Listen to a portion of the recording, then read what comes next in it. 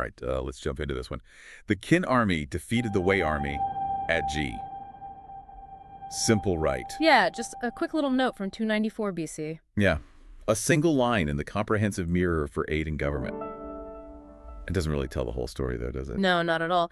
That's what's so interesting, though, how something so small can actually point to a period of huge upheaval. It's kind of like finding a single bone and knowing that it belonged to a colossal dinosaur. Right. And it's through your sources, the comprehensive mirror, obviously, records of the grand historian, and even references to the strategies of the warring states and loose spring and autumn annals that we get to really flesh out the rest of that skeleton, you know? Exactly. So for our listeners out there, we're going to take all those pieces and try to reconstruct that bigger picture. Yeah. We're doing a deep dive into what this defeat at Ji actually means. Yeah, if we connect this to the broader sweep of history, we start to see that the late Warring States period was really a crucible. You know, we've got military tactics evolving rapidly, alliances shifting, and the ambitions of some states like Qin just reaching a fever pitch. And so this deep dive will trace Qin's consecutive victories over Wei, the brief resistance they encountered from Han and Wei, and really a pivotal moment, the emergence of this really formidable Qin general, Bai Qi. How should we judge Bai Qi? Yeah, how do you weigh that? He was a military genius, but his victories came at a terrible cost. Does that pursuit of power and expansion ever justify so much suffering? Okay, so going back to that initial statement then. The defeat of Wei Qi. It wasn't as if Qin had always held the upper hand. No. What led to this loss for Wei? Well, that's a really key point to think about because just before this, Qin had faced a pretty big challenge, actually. Qi, Han, and Wei, they all joined forces, ganged up on Qin. And they actually dealt Qin a pretty considerable blow, even forcing them to cede some territory to get peace. But Qin was pretty resilient, and they recovered quite quickly. And in fact, just the year before this defeat at Ji, a Wei military figure named Wei Kuo, he managed to attack and capture Xiancheng, which was a city belonging to Wei itself. So this kind of suggests maybe some internal shift in Wei's priorities, or maybe a moment of overconfidence. Okay. And Ji itself, this is near modern-day Jizu in Shaanxi province. Why does that location sound so familiar? Well, it actually connects back to some of our earlier discussions. Remember the Zhu's meeting? And then the Zhu's battle involving Marquis Wu of Wei? All of those diplomatic and military engagements, they took place in this same geographical area. Oh, wow. So to see Wei go from kind of achieving success there to suffering defeat at Ji really does underscore this apparent decline. It's like watching a once dominant player suddenly just lose their footing. Yeah, it really highlights that downward trend. Yeah. And didn't you mention that both Han and Wei had relatively new rulers at this time? Yeah, they did. King Zhaoxiang of Wei and King Ying of Han? They ascended to their thrones just 2 years prior to this. Oh, wow. So you would think they'd be looking to project strength early in their reigns, right? Yeah. New rulers, they often feel the need to establish their authority, right? So the fact that Wei especially experienced this defeat so early in King Zhaoxiang's reign suggests there might have been some underlying vulnerabilities already present, you know, maybe a miscalculation of Qin's renewed strength or some internal weaknesses that Qin was able to exploit. Okay, so Wei suffers this setback at Ji. But then the following year, in 293 BC, Han and Wei, they decide to join forces again and counterattack Qin. What happens this time? So what's really interesting here is the detail we get in the historical records. The comprehensive mirror for aid in government very clearly states Han Gongsun and the Wei army launched an attack on Qin.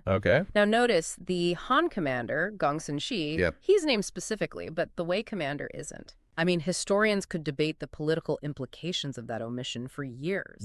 Was it a deliberate slight? Yeah. Or just reflecting the reality of who was actually in charge? Exactly. But Hu Sanxing's annotation, it actually offers a kind of pragmatic explanation. The Wei commander likely held a lower rank, which suggests that Han was really taking the lead in this counterattack. But then it gets even more interesting because, as your sources show, the records of the grand historian, it actually presents conflicting information. Sometimes identifying Gongsun as the Han commander and other times as the Wei commander. Oh, wow. Yeah, it's a bit confusing. So it's really unclear.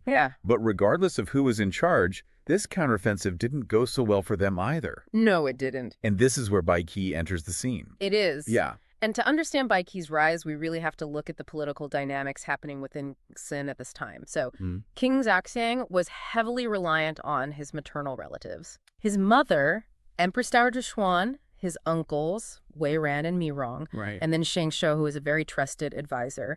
And none of these figures were from the traditional Ying clan that had historically held power in Qin.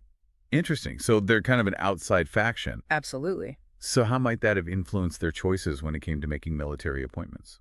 Yeah, well, it created a tendency to be really careful when it came to trusting key positions to members of that Yin clan. Yeah. At least until the king and his allies felt totally secure in their own power. So initially, Shang Shou, who had experience dealing with Han and Wei, he was the one in command against this counterattack. Okay. But then Wei Ran, who was the prime minister, he made a strategic decision. He started promoting individuals based purely on their talent. Okay. And he effectively started building his own power base. And that's how Bai Qi, who, as we know, was not from a prominent background, that's how he got his chance. Right. And this was a good decision because Bai Qi went on to become incredibly famous. He did. Well, a legend. Yeah, absolutely. Revered as one of the, 4 great generals of the Warring States period. Yeah. And for very good reason. Right. The Comprehensive Mirror records that Wei Ran recommended Bai Qi, and at that time he held the military rank of Zuogang, which, within Qin's 20-level title system was pretty significant. Right. Showed he had prior military success. Okay. And he recommended him to replace Xiang Shou. And then he went on to decisively defeat the Han and Wei forces at Yique, achieving this astounding victory. Wow. 240,000 enemy soldiers beheaded, Gong Sunji was captured, and 5 cities were seized. Wow. So in recognition of this huge achievement, King Zhaxiang appointed him to the high military office of Guowei. 240,000. That is just an unbelievable number. Yeah, it's hard to fathom. And you mentioned he already had some military experience under his belt. He did, yeah. This rank of Zuogang that wasn't just given to anybody. No. It signified years of dedicated military service, probably multiple successful campaigns. This wasn't some novice... just being thrown into a major command. Okay. And interestingly enough, the records of the Grand Historian actually notes that he was originally from Mei, which was a core region of Qin, and there's actually even a kind of a fanciful legend that associates him with the invention of rujiamo, the popular Chinese sandwich. Well, that's a memorable side note. It is, yeah. Whether it's true or not. But let's focus on the battles for now. Yeah. The records mention an earlier attack on Xinsheng of Han, also led by Bai Qi when he held a lower rank. So it seems like the victory at Yique wasn't just some fluke. Yeah, you're absolutely right. It really does imply a more protracted campaign. Right. The attack on Xinsheng likely taking place before that decisive battle at Yique. And this is where it gets really interesting because archaeological discoveries from those Shuhudi Xin bamboo slips, which represent a private chronological record, they seem to back this up. They actually record attacks on areas near Yique. In successive years. They even hint that a complete victory there might not have been achieved in the first year. So this really paints a picture of quite a sustained and challenging military effort. Yeah, and especially when we consider how important Yique and Xinsheng were strategically. Right. Where were these locations? Yeah, so Yique and Xinsheng were actually south of Lianyang. They were near the strategic passes of Longmen in that region of Yushuan. Okay. And together, they formed a really crucial defensive line for the state of Han. And recognizing this threat, this potential for Qin retaliation after their earlier Zhou attack that we talked about, Han had been really busy trying to fortify this area. Okay. The Liu's Spring and Autumn Annals even recounts a story kind of highlighting this incredibly tight 15-day deadline they had for constructing Xinsheng. 15 days. That seems like a pretty rushed job. It was. Well, it's a story. Yeah, so this story involves a county official. Okay. His laborers were behind schedule, so he was actually imprisoned. Oh, wow. By the project manager, Duan Cao. Okay. The official's son then went to seek help from this guy named Feng Renzigao, who was a border official known for his diplomacy. Okay. So Feng Renzigao went, and he subtly praised Duan Cao Okay. for, accomplishing this huge project without resorting to any harsh punishments. Wow. So basically persuaded him to release the imprisoned official quietly. It's this really interesting little glimpse into the art of persuasion, Yeah. but set against the backdrop of this, frantic effort to fortify Xinjiang really underscores how urgent it was for Han to build up their defenses. And even with this frantic effort, we saw that, Shangshou wasn't able to capture these fortresses. Yeah. So these were really formidable positions for Shen to overcome. Right. And it makes Wei Ran's decision to replace Xingshou, who was experienced, with the relatively unproven Bai Qi. That seems like quite a gamble. It was a big gamble. Warfare is inherently unpredictable, and a defeat for Bai Qi, or even an inconclusive outcome, could have really damaged Wei Ran politically. But as we know, it paid off. It did, yeah, big time. Big time. And Fan Sui, years later, in Strategies of the Warring States, he portrays Bai Qi as facing a much larger and stronger Han and Wei army at Yique. That's right. And he uses this example to kind of illustrate Bai Qi's genius when he's trying to persuade him to take on this later campaign against Zhao. And he really emphasizes that numerical disadvantage that the Qin forces faced. Interesting. But Bai Qi himself gave a different perspective, didn't he? Yeah, he did. It wasn't all about just brute force. What's really insightful is his strategic breakdown of the battle. Yeah. He said his victory was due to a lack of unity, a lack of cohesion within the Han-Wei alliance. Each side was hoping the other would bear the brunt of the fighting. Wow. So recognizing this, Qi was able to exploit this brilliantly. He feigned a strong attack against the Han forces, pinning them down. With just a smaller part of his army. Right. Then he concentrated the rest of his strength to launch this really sudden and decisive assault on the Wei army. And of course, once the Wei forces broke and fled, the Han army, seeing their allies in disarray, they lost heart and retreated as well. So it's a very clever tactic. Yeah, very clever. He turned their numerical advantage into a strategic vulnerability. Yeah. And the scale of the victory. Yeah, the scale was huge. It's pretty hard to believe. Yeah, 240,000 enemy soldiers beheaded. That was the first time Qin's casualty count had reached 6 figures. Wow. It was truly shocking for Han and Wei. Yeah. And it actually made the Battle of Yique the second largest battle in Qin history based on this metric. Wow.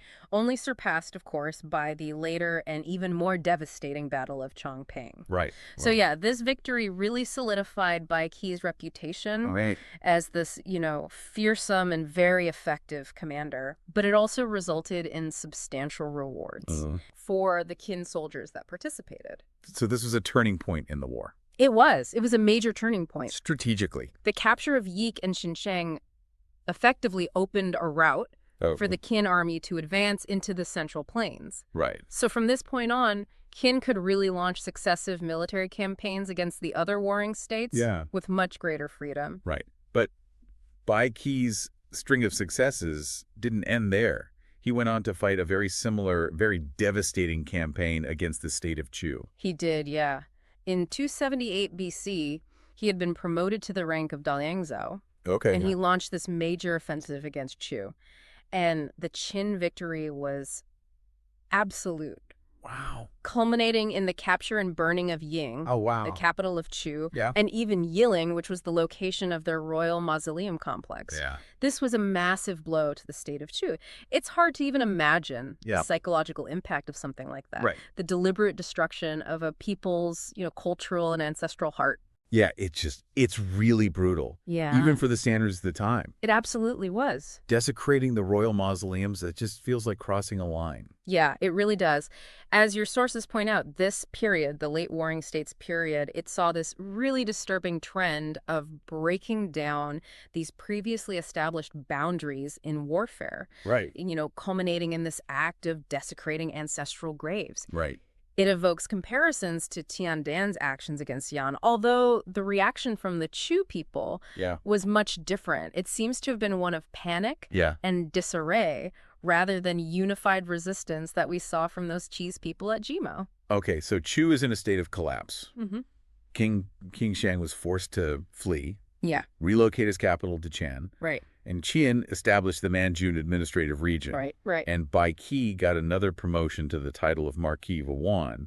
But how did Chu's capital fall so fast? Oh, it's important to remember that the term Ying didn't always refer to one single city. It was more of a general term for the capital. Right. And Chu had moved its seat of power several times throughout history. Okay. So the Ying that Bai Qi captured, it was most likely Yanying, which is also known as Yancheng, near modern-day Yicheng City in Hubei province. So not necessarily the primary long-standing capital? Not necessarily, no. Okay. It gives us a little more context, but nevertheless, capturing any capital city is a major achievement. Yes, very true. Oh.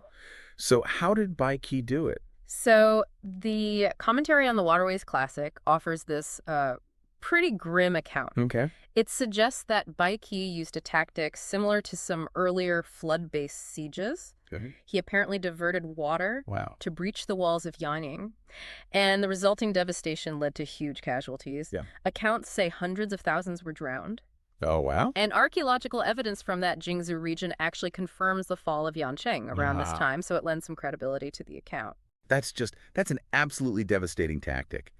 And this whole period of loss and displacement for Chu, it had a huge cultural impact. Didn't you mention a poem about this? Yeah, it's very likely that Kuai Yuan's famous lament, Sorrow for Ying, was actually written during or shortly after these events. Okay. And the poem expresses this really widespread despair and displacement that the Chu people felt after their capital fell. Yeah. It captures that atmosphere of panic, the separation of families, the mass exodus eastward. It really is a reflection of this huge personal and national tragedy. Yeah, it's really sad. And even after capturing the capital, Bai Qi went on to expand even further, right? He did, yeah. In the following year, 277 BC, he was able to pacify Wujun and Qinzongjun, and Qin subsequently established their own Kanzong prefecture in this newly acquired territory. Okay. It's worth noting that Chu had their own Qinzong prefecture earlier in their history. Right, of course. But this new division really shows the firm establishment of control from Qin's perspective. Right, so Bai Qi was just winning battle after battle. Yeah, victory after victory. And Fan Sui even said about his Chu campaign, he said, attacking a large number with a small number and achieving victory like a divine being. Right, like a god. But Bai Qi himself gave a much different explanation for his success. He did, yeah. He didn't credit it to divine intervention. What's so insightful is his strategic analysis. Okay. He didn't attribute his success to anything like divine intervention. Right. He attributed it to fundamental weaknesses within the state of Chu. Okay, like what? Ineffective governance, internal political divisions, neglected defenses, and really a lack of fighting spirit among the Chu soldiers. Okay. He contrasted that with the Qin army's just unwavering determination. They had advanced so deep into enemy territory, there was no retreat. Yeah. So it fostered this desperate loyalty and commitment to victory. This concept of forcing your troops into a precarious situation, almost to boost morale, that reminds me of something Sun Tzu said. Absolutely. His strategic thinking does align really closely with Sun Tzu's principles. Okay. About leading your troops deep into enemy territory to unlock their full potential. Right. Basically eliminating the option of retreat. Yeah. So the entire force is concentrated on achieving their objective. But even Bai Qi, as good as he was, he couldn't win forever. He couldn't. And his story takes a pretty tragic turn. Right. And this is where we move on to the Battle of Handan. Okay. So the state of Zhao, they were facing this prolonged siege by the Qin forces. Right. They decided to appeal for aid from Chu and Wei. Okay. And the intervention of these allied states led to some pretty significant setbacks for the Qin army. King Zhaoxiang, though, he remained determined to conquer Zhao, and he repeatedly commanded Bai Qi to take command of the Qin forces. And this is where Bai Qi's judgment, maybe even his inflexibility, came into play. Yeah, it's an interesting point. He refused these orders because he believed the strategic conditions were not good. That's right. Bai Qi, despite his incredible record of victories, he had a very keen understanding of strategic realities. Right. And his refusal was grounded in this professional military judgment. Okay. But unfortunately, it led to some real tension in his relationship with King Zhaoxiang. Right, of course. Who viewed this defiance as insubordination. And that led to his dismissal, right? Yeah, his dismissal, demotion, and ultimately exile. Okay. But even then, he didn't immediately leave Shenyang, did he? No, he didn't. He stayed in the capital. Why? Maybe hoping the king would reconsider Right. or that the situation would change. Okay. But the circumstances at the front just continued to get worse. Right. The Qin commander, Wang He, Yeah. repeatedly requested reinforcements. Yeah. And King Zhaoxiang's frustration just grew and grew. And it culminated in him ordering Bai Qi to leave Xianyang immediately. Okay. And that's the journey that ended at Duyu, right? Right. Just west of Shenyang. 10 li west of Xianyang, yeah. What happened there? Well, upon reaching Duyu, Yeah. King Zhaoxiang, influenced by the advice of Fan Sui and other ministers who suspected Bai Qi was still resentful, Okay. they sent a messenger with a sword and a decree ordering him to take his own life. Wow. That's A really somber end to an incredible career. Yeah, it really is. And you said this was like a post station? Yeah, it was. A pavilion every 10 li? Yeah, that's right. Duyu Pavilion, or maybe more accurately, Du Pavilion. Right. It served as a standard post station along the major thoroughfares of the Qin state. Right. So the fact that Bai Qi reached that specific location, 10 li west of Shanyang's west gate, Yeah. aligns perfectly with the administrative structure. Right, right. And actually, the tomb of Bai Qi remains at that site even today. Wow. Centuries later, that Tang Dynasty poet Cao Ye, Yeah. he actually wrote a poem about Bai Qi's fate at Duyu. That's interesting how they recorded Bai Qi's final thoughts. Mm-hmm. The records of the grand historian, they have this monologue that they attribute to him, where he expresses remorse Right. for the mass burial of the Zhao soldiers at Changping. That's right. Do you think he really said that? It's hard to say for sure, but it does suggest this really deep understanding of the human cost associated with his victories. Yeah, heavy stuff. It is. Maybe an attempt to reconcile his own fate with this idea of karmic justice, which was prevalent in the pre-Qin belief system. Yeah, it's pretty interesting. And this whole incident at Duyu became a reference point for later writers, didn't it? Yeah, it became known as like the sword at Duyu and appeared in various forms of literature and commentary. Right.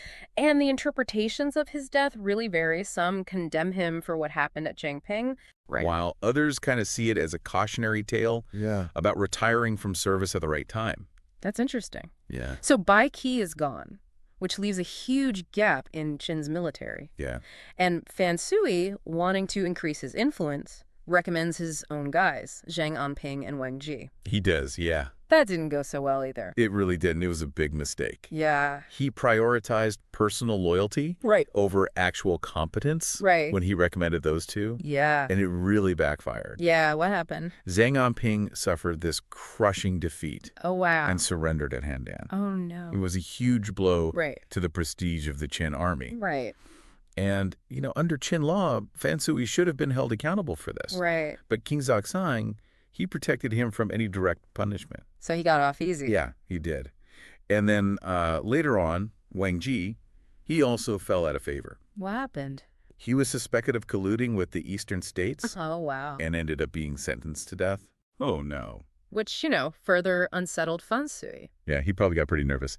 So it seems like King Zhaoxiang's reliance on this inner circle, while initially helpful, might have ultimately undermined Xiangyang's reforms, right? Yeah, that's a great observation. Yeah. The influence of Empress Dowager Zhuan's faction, it's sometimes operated outside that really strict legal framework that Xiangyang had established. Okay. And this led to appointments based on personal connections rather than actual merit. So the opposite of what Xiangyang wanted. The opposite. Wow, okay. And in the end, they actually lifted the siege of Handan. They did. It was a big win for that coalition of eastern states. Right. And it was largely due to the leadership of Lord Xinling. Okay.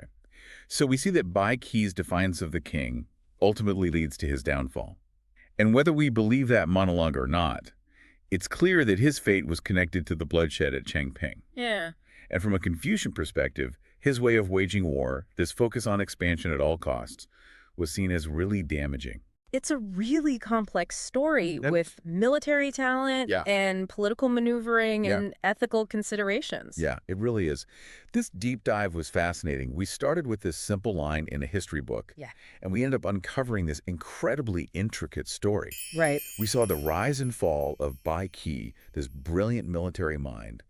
We talked about the broader political situation of the time, but it also leaves us with a lot of questions. Yeah. So for our listeners out there, I want you to think about this. How should we judge Bai Qi? Yeah, how do you weigh that? He was a military genius, but his victories came at a terrible cost. Does that pursuit of power and expansion ever justify so much suffering? And what lessons can we learn from this period in history about leadership and the value of human life? That's the question. It's definitely something to think about as you continue to explore this fascinating period of history.